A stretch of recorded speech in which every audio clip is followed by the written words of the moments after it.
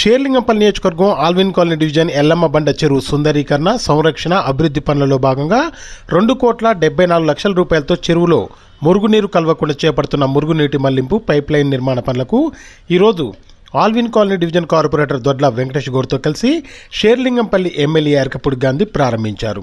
ఈ సందర్భంగా ఎమ్మెల్యే మాట్లాడుతూ నాణ్యతా ప్రమాణాల విషయంలో ఎక్కడ రాజీ పడకుండా పైప్లైన్ నిర్మాణం చేపట్టాలని, త్వరగా పూర్తి చేసి అందుబాటులోకి తీసుకురావాలని ఆయన కోరారు.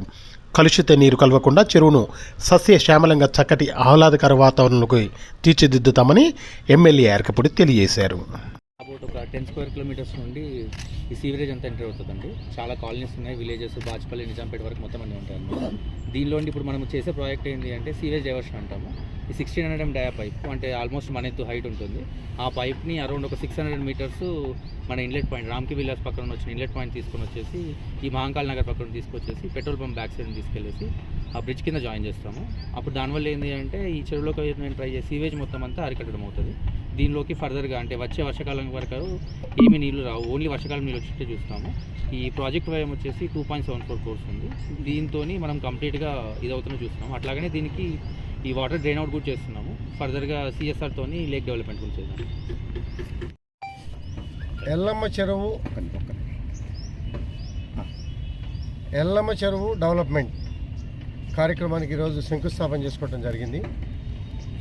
ఏం పని చేస్తున్నామనంటే రామ్కి కావచ్చు, జయనగర్ కావచ్చు, భాగ్యనగర్ వెనకాల భాగం కావచ్చు, తులసివనం కావచ్చు, అలాగే ఎల్లమ్మ బండ ప్రాంతం కావచ్చు. ఈ ప్రాంతానికి ప్రగతినగర్ చెరువు నుంచి, నిజాంపేట నుంచి, హైదర్ నగర్ నుంచి వచ్చే సివరేజ్ వాటర్ అంతా కూడా వచ్చి ఎల్లమ్మ చెరువులో పడి చుట్టుపక్కల ప్రాంతాల దుర్వాసనలకి దోమల ఉత్పత్తి కేంద్రంగా మారినటువంటి పరిస్థితిని శాశ్వతంగా పరిష్కరించడం కోసం 2.7 crores సివరేజ్ డైవర్షన్ చేసి ఈ చెరువులోకి ఒక్క రెయిన్ వాటర్ రప్పించి రెండో వాటర్ రాకుండా వాకింగ్ ట్రాక్, గ్రీనరీతో ఒక మంచి ప్రాంతంగా తయారు చేయాలనే ఉద్దేశంతో ఆనాటి ప్రభుత్వం చక్కటి ప్రపోజల్స్ పెట్టి 42 చెరువులు సిఎస్ఆర్ ఫండ్స్ కింద కొంత భాగం, ప్రభుత్వ ఫండ్స్ కింద కొంత భాగాన్ని కూడా కేటాయించి అభివృద్ధి చేయాలనే కోరిక మేరకు మరి ఎలక్షన్స్ కోడ్ రావటం కొంత డిలే కావటం జరిగింది. ఆ డిలే ప్రాక్టీస్ లేకుండా ఈరోజు కొబ్బరికాయ కొట్టి ఇమీడియట్గా పనులు స్టార్ట్ చేసి 2 to 3 monthsలో టోటల్ ఈ ప్రాంతానికి శాశ్వత పరిష్కారం, దోమల ఉత్పత్తి కేంద్రం నుంచి చుట్టుపక్కల కాలనీల ప్రజలు ఇబ్బందిని దృష్టిలో పెట్టుకొని ఇది శాశ్వత పరిష్కారానికి ప్రపోజల్ చేసాం. ప్రపోజల్స్ పెద్ద మనసుతో మా అధికారులు, మిత్రులు, శ్రేయభిలాషులు, మంత్రి గారు అంతా కూడా యాక్సెప్ట్ చేసి టెండర్ పిలిచి టెండర్ని అలాట్ చేయడం కూడా జరిగింది. మరి కోడ్ ఉండటం వలన ఆ రోజు చేయలేకపోయాం.